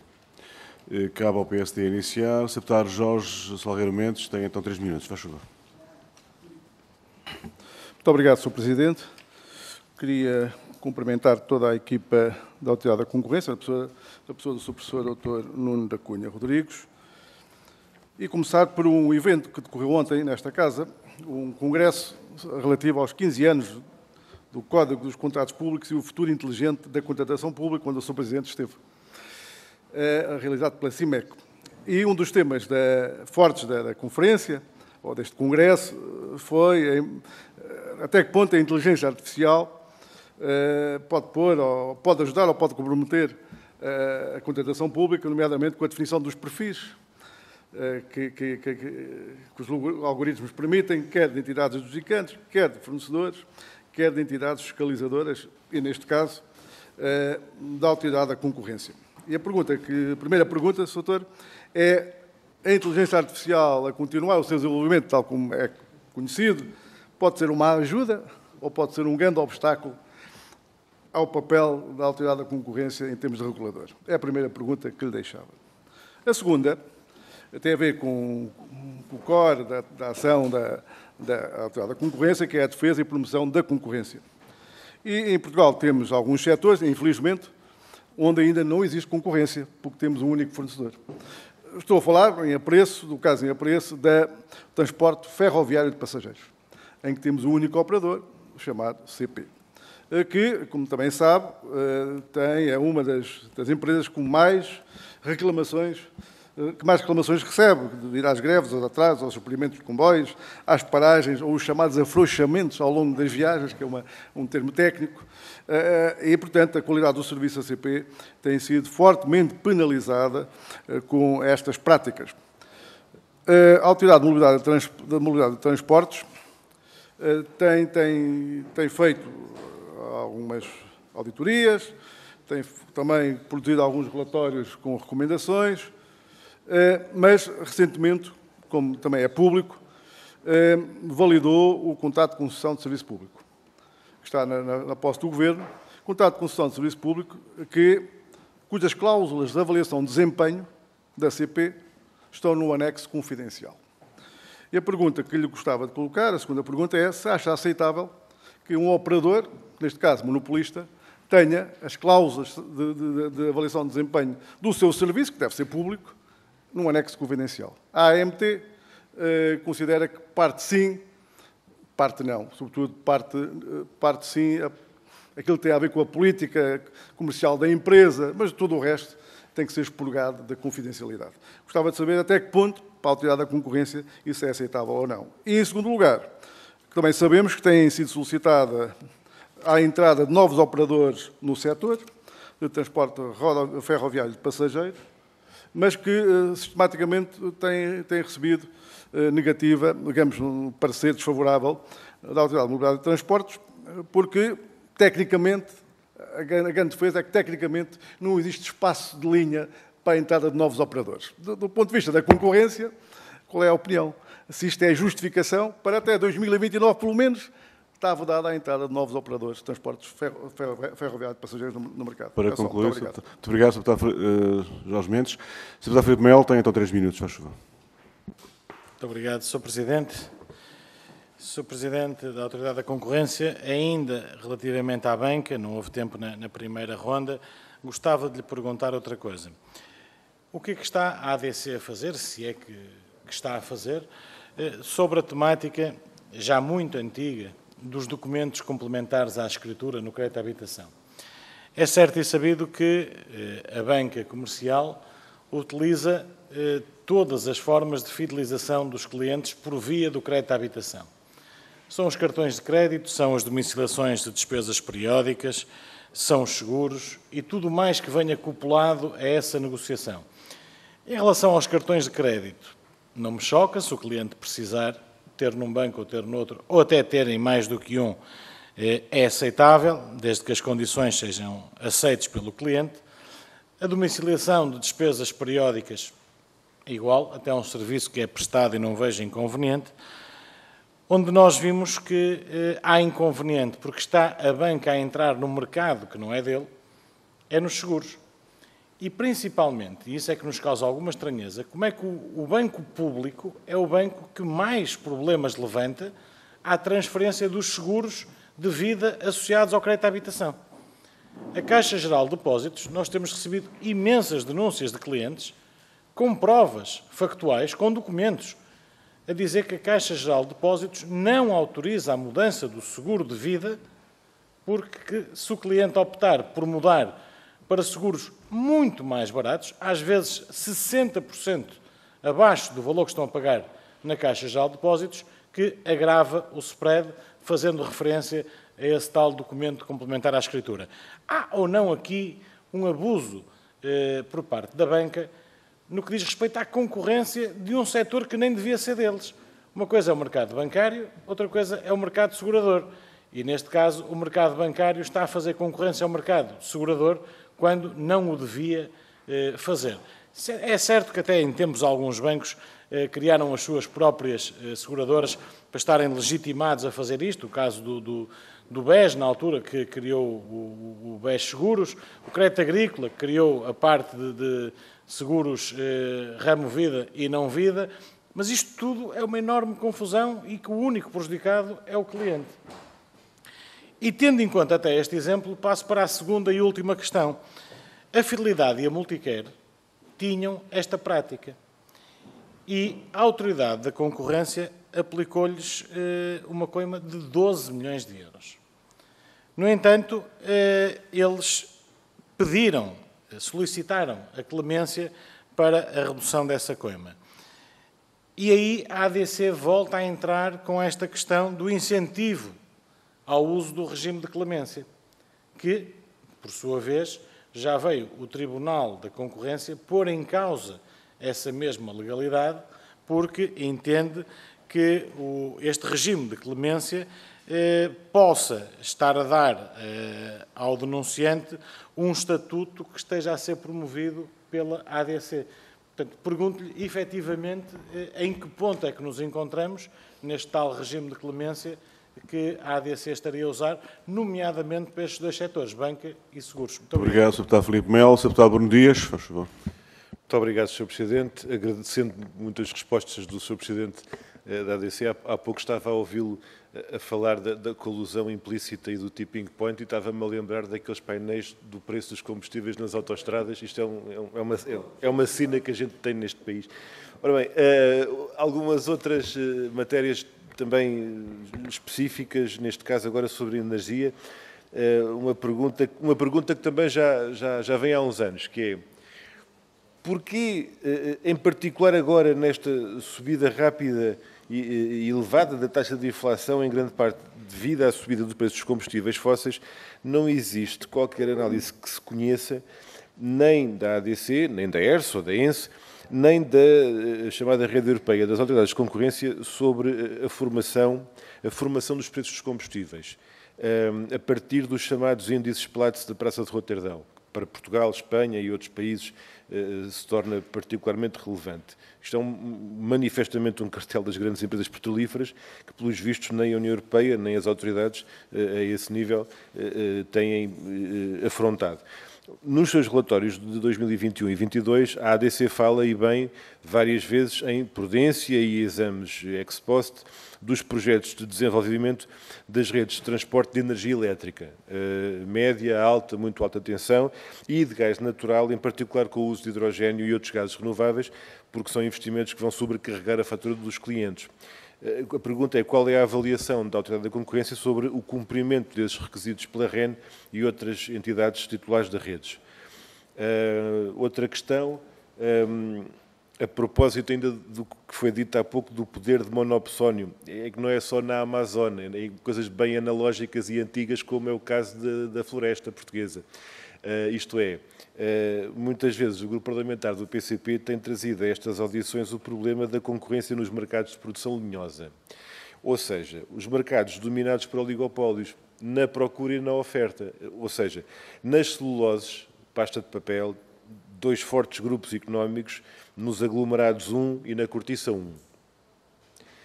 Escuso falar de nomes, são bem conhecidos. Este domínio tem evidentes consequências no preço do eucalipto, do pinho e da cortiça. E a pergunta é se alguma vez esta questão surgiu e foi colocada por parte do Governo ou de outra entidade, e se há a ideia de intervir nestes mercados ou nestes setores.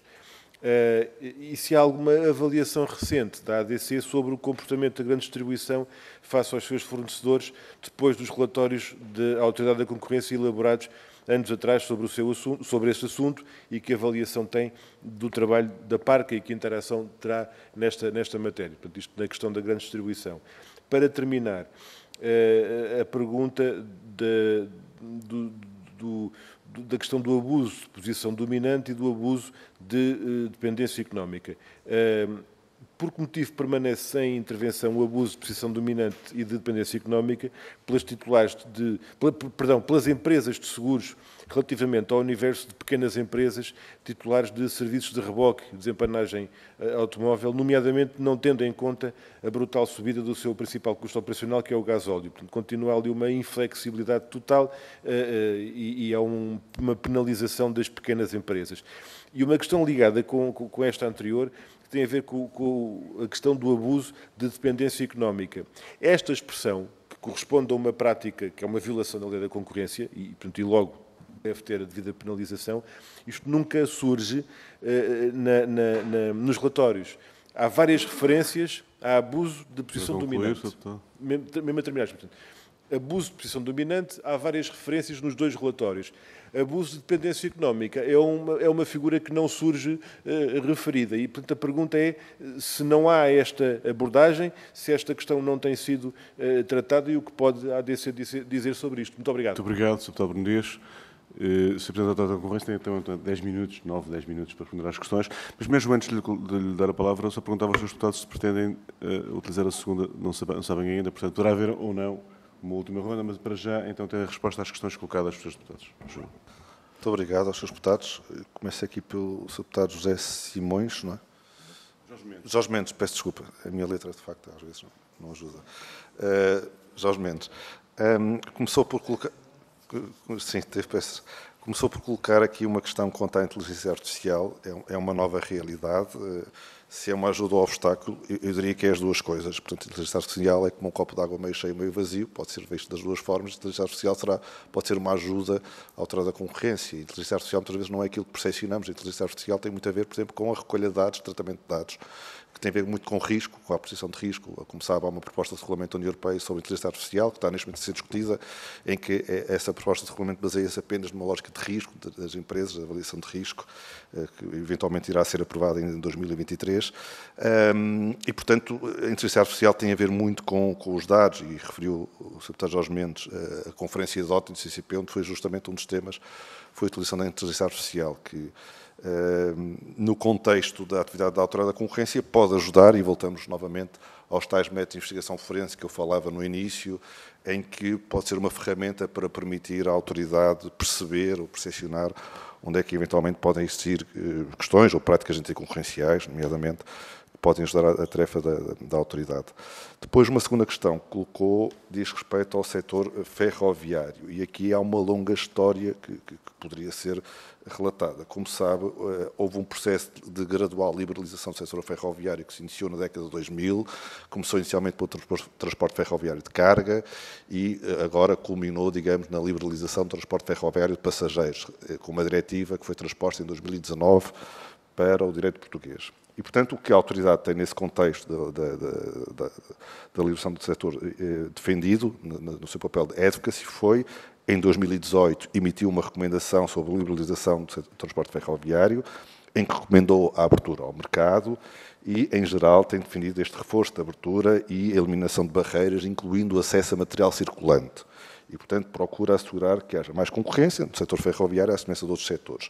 O setor ferroviário também é um setor com características específicas, porque tem uma infraestrutura e, portanto, é um dos setores em rede, novamente, voltamos às comunicações, à eletricidade, e, portanto, tem essa especificidade e é por isso que existe um regulador setorial, que é a AMT. E, portanto, a AMT aqui tem um papel decisivo na liberalização deste setor. O Sr. Deputado falava do contrato de concessão de serviço público, que contém cláusulas confidenciais, não confidenciais. Eu diria que esta é mais uma resposta que deve ser dada pelo regulador setorial do que pela autoridade da concorrência, saber se cláusulas confidenciais de um contrato têm que não ser tornadas públicas, não é? E, portanto, o que posso dizer, em geral, à semelhança de outros setores, é que o surgimento de chamados entrantes no mercado é algo sempre positivo, que aumenta a concorrência, que força a concorrência, e com mais concorrência aumenta o bem-estar do consumidor, aumentando a sua liberdade de escolha, o acesso a melhores serviços e, portanto, também no setor ferroviário, o surgimento de entrantes será benéfico para a concorrência no setor, e creio que aí é o que a autoridade da concorrência poderá dizer a esse propósito.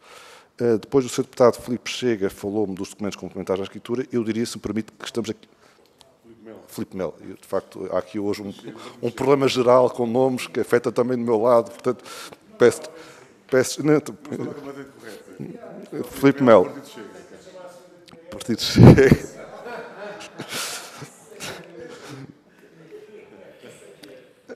Mas o Sr. Deputado Filipe Melo, portanto, falou-me da questão dos documentos complementares à escritura, aquilo que é vulgarmente designado, se eu bem interpreto, chamado cross-selling, em que os bancos fazem cross-selling, dizendo crédito à habitação com a possibilidade do cliente ser obrigado a adquirir outros serviços. Também aqui a autoridade da concorrência tem defendido que não devem existir limitações à mobilidade que dificultem ou criem entraves à mobilidade entre clientes bancários. Ora, o cross-selling, por natureza, cria dificuldades a essa mobilidade e, portanto, aquilo que a autoridade tem dito em recomendações já no passado é que não devem existir essas barreiras que implicam dificuldades a essa mobilidade. Essas políticas de cross-selling devem ser, a nosso ver, eliminadas. Agora, são recomendações, voltamos ao papel da advocacy que a autoridade tem feito. São recomendações que depois têm que ser implementadas ou a nível legislativo ou, neste caso, através do regulador setorial pelo Banco de Portugal. Depois, o Sr. Deputado falou do caso da fidelidade, enfim, não gosto de falar de nomes de empresas ou de casos concretos. Nesse caso, em rigor, não era uma questão de clemência, se permite, foi uma transação, ou seja, o programa de transação permite que uma empresa, no contexto de uma prática anticoncorrencial, possa chegar a um acordo com a autoridade da concorrência quanto ao valor da coima. O acordo não é bem um acordo, mas, enfim, há um valor que é fixado pela autoridade da concorrência e que é um valor mais baixo do que aquele que seria aplicável a essa empresa se ela fosse condenada em sede de decisão condenatória para a suplemenagem pela autoridade e, portanto, aqui neste caso houve uma transação. Quanto à questão da clemência que me falou, que o Tribunal da Concorrência pôr em causa a clemência, devo dizer que o regime de clemência não é uma originalidade do legislador português. Ele resulta do direito europeu. Isto vem no contexto, enfim, que é conhecido a nível internacional pelo leniency, tanto que com o sotaque brasileiro a clemência chama-se leniência, que é do leniency. Portanto, isto existe em qualquer país do mundo. Porquê? Porque a prova em direito à concorrência é muito difícil de obter frequentemente. Há problemas de prova, e os seus deputados, enfim, há pouco falei sobre esta questão. Os cartéis não se fazem com acordo escrito, em que as empresas combinam, muitas vezes fazem-se numa sala fumarenta, antigamente ou agora em ambiente digital. E, portanto, o regime de clemência é um regime que existe em todos os países onde há regimes de direito à concorrência. E estamos a falar de 141 países hoje a nível mundial que aplicam direito à concorrência. E, portanto, é uma ferramenta essencial para a descoberta de práticas anticoncorrenciais, em que há um incentivo, no fundo, a que venha a empresa que participou denunciar essa prática para permitir essa investigação. E, portanto, o que o Tribunal, enfim, com o devido respeito à decisão judicial, diz, não põe em causa o regime de clemência. O regime de clemência é absolutamente estrutural. E se nós, em Portugal, por absurdo, abandonássemos o regime de clemência, punhamos em causa o princípio da efetividade do direito da União Europeia. Portanto, o regime de clemência é, volto a dizer, essencial e, portanto, é comum em todos os países que aplicam o direito à concorrência e é um instrumento, uma ferramenta absolutamente essencial para a investigação de práticas anticoncorrenciais. Depois, o Sr. Deputado Bruno Dias colocou também várias questões relativamente aos estudos sobre preços de combustíveis, se eu bem tomei nota. Sobre combustíveis, tenho aqui, é um tema que foi objeto já de 4 relatórios da Autoridade da Concorrência, no período entre 2009 a 2018, houve 4 pacotes com recomendações. A Autoridade da Concorrência defendeu, nomeadamente, a promoção do acesso, nomeadamente a eliminação de barreira à entrada, às infraestruturas logísticas de armazenamento de combustíveis, como forma de...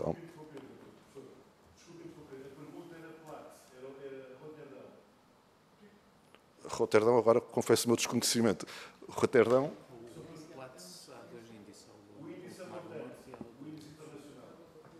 E a pergunta era? Sr. Deputado Bruno Dias, faz favor. Eu peço desculpa, mas para evitarmos o equívoco, não é, pensarmos que a pergunta era outra, a questão era especificamente sobre a questão da formação dos preços no índice Platts de Roterdão, que determina depois a formação do preço dos refinados, independentemente das práticas que em cada país possam acontecer, a jusante disso. E, portanto, há aquele problema que tinha sido já identificado pelo governo português há uns anos, que tem a ver precisamente com a cartelização, não aqui em Portugal, mas no contexto europeu. Daí a questão das autoridades europeias que eu tinha colocado. Para evitar o mal-entendido... Muito obrigado. Já percebi. Muito obrigado, Dr. A resposta...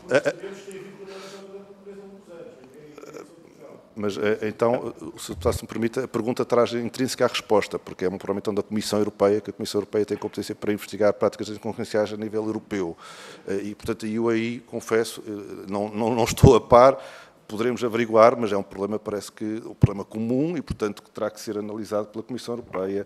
O nosso papel, mas como volto a dizer, temos trabalhado na questão dos preços de combustíveis, emitido um conjunto de recomendações, já assinalei 4 entre 2009 a 2018. Depois, ainda quanto à questão da renda das redes de energia, esta matéria é uma matéria que está a ser fiscalizada novamente pelo regulador setorial, pela ERSE, e foi o ano passado introduzida, aliás, legislação que permite limitar as margens a este propósito. Depois, o Sr. Deputado, e portanto, o que temos defendido em geral no que diz respeito ao setor da energia é que os investimentos em ativos regulados devem ser proporcionais e devem ser avaliados numa lógica de custo-benefício. O Sr. Deputado coloca aqui a questão de um oligopólio, se bem percebi, num determinado setor de celuloses. Eu diria que a autoridade está sempre atenta aqui, enfim, nós estamos a analisar vários setores e, portanto, creio que, se me permite, não me queria alongar muito quanto a isto. Depois, a questão do abuso de posição dominante, abuso de dependência económica. A figura do abuso de dependência económica é uma figura original do direito português, ao contrário da figura do abuso de posição dominante. Alguns Estados-membros têm esta figura prevista, abuso de dependência económica, por exemplo, em França. Em Portugal, de facto, esta figura é subsidiária ou supletiva face ao abuso de posição dominante. Já houve casos de condenação de empresas por abuso de dependência económica. Há um caso do Conselho de Concorrência, ainda no final dos anos 90, o caso Central Ser Unicer, aqui já estou a dizer nomes de empresas, mas de facto é um caso, a figura do abuso de dependência económica, a sua aplicação é muito específica e não quero estar uma sala com questões técnicas. E, já ao contrário do abuso de posição dominante, o abuso de posição dominante está previsto no artigo 102 do Tratado, historicamente nós temos no artigo 11 da Lei da Concorrência, e, portanto, todos os casos, o direito à concorrência começou quase com esta figura do abuso de posição dominante, e, portanto, há muitíssimos casos que têm sido sancionados pela Autoridade da Concorrência, passados e relativamente recentes, com base em práticas por abuso de posição dominante.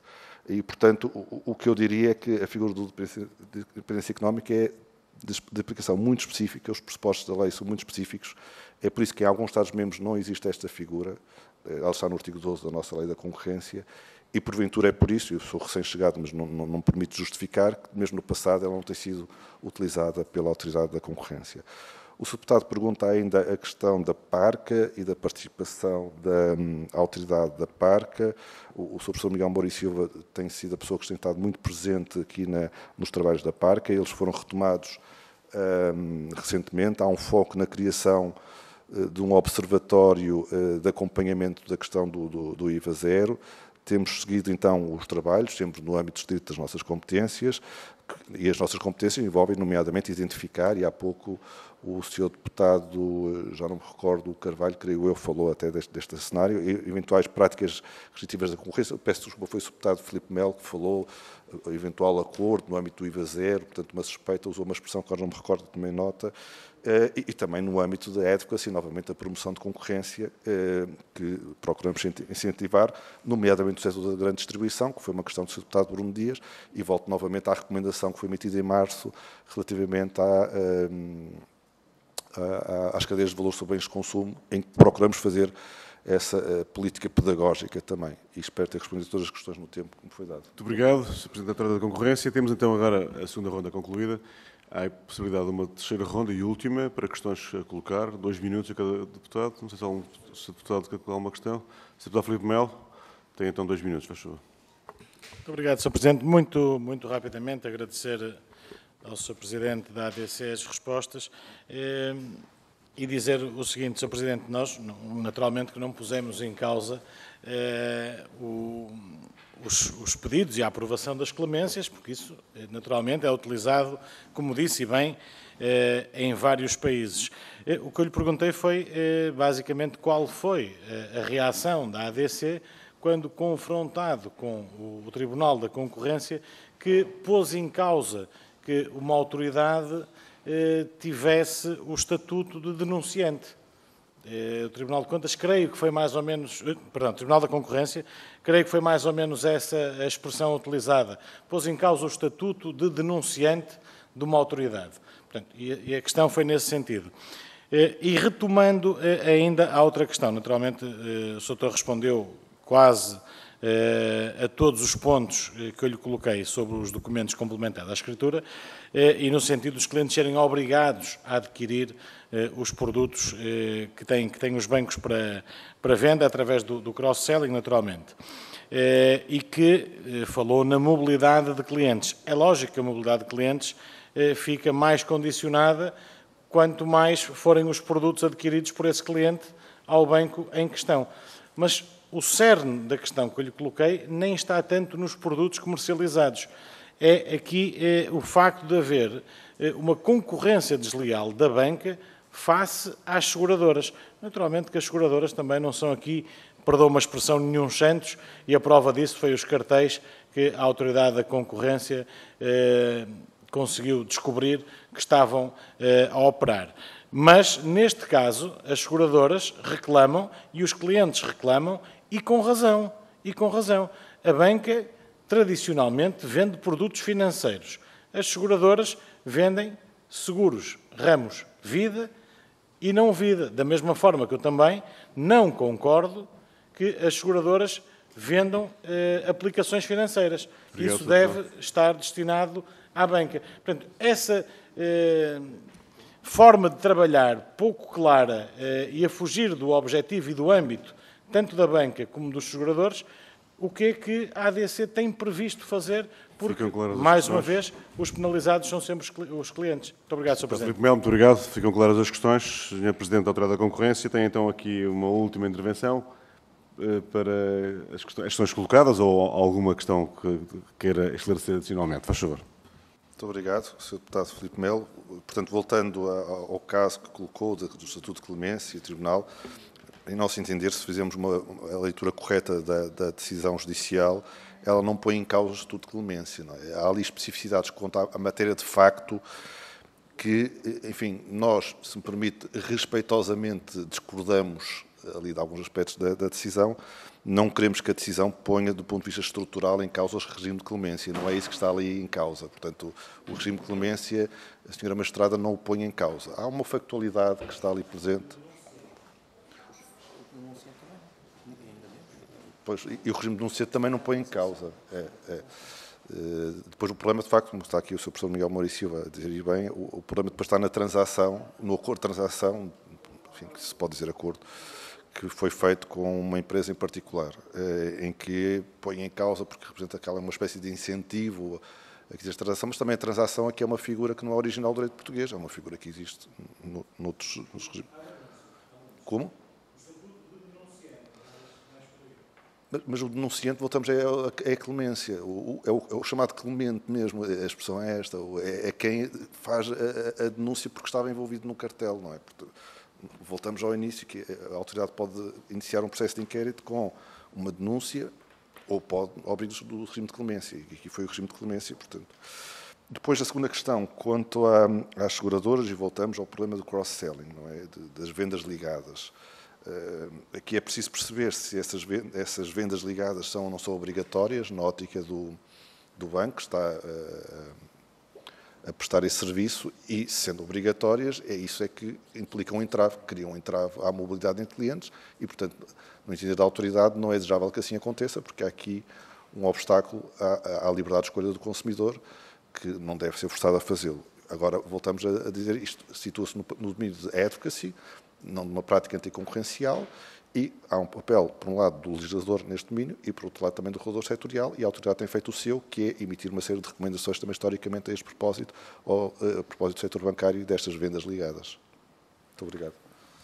Muito obrigado, professor Dr. Nuno Cunha Rodrigues, Presidente da Autoridade da Concorrência, Sr. Professor Miguel Moura e Silva, membro da Conselho de Administração, Dra. Ana Sofia Rodrigues, a doutora Cristina Camacho também os acompanhou, a doutora Sônia Moura. Agradeço muito a vossa presença aqui nesta comissão. Não preciso de reforçar nem dizer a importância que tem a entidade de regulação, a entidade da concorrência, é claríssima, acho que é muito claro para todos, e até a importância destas audições nesta comissão, que é aqui que respondem, digamos, é aqui que respondem a este espaço na Comissão de Economia, que respondem ao Parlamento. Evidentemente que haverá outras matérias que têm a ver com outras comissões, nomeadamente de Orçamento e Finanças, como aqui percebemos também que haver matérias da banca tratadas pela COF, que é assim que nós chamamos à Comissão de Orçamento e Finanças, mas desejo-vos, em nome da Comissão, o melhor dos trabalhos, um excelente trabalho nesta nova etapa, que é importante para todos os portugueses, sem dúvida nenhuma, e para a forma como o país, digamos, funciona. A Autoridade da Concorrência tem um papel fundamental para que o país funcione melhor, e é esse papel que me parece que é relevante. Agradeço muito a vossa presença, bom trabalho. Senhores e senhores deputados, à tarde continuamos os trabalhos na sessão plenária. Muito obrigado.